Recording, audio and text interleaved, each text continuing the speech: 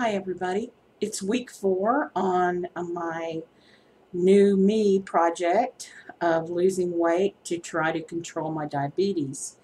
The Victoza, which he did increase on week 2, it does seem to be working. It's curbing my appetite. It's doing everything I believe it's supposed to do.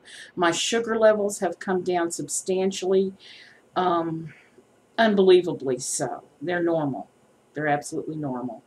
I'm eating things, though, that are better for me, such as the grilled chicken and vegetables and fruits. That's basically it. Sometimes I'll have a lean cuisine. I did switch to some almond milk by Silk. I got the one that was no sugar added, and it's okay. It's tolerable. It's only 30 calories a cup versus like 80. I don't really know how much that will help in the long run because I know it's higher in sodium. So we'll see. But today I did break down and switch back to the old milk, and it was quite tasty. But trying new things, and I'll report those as I go.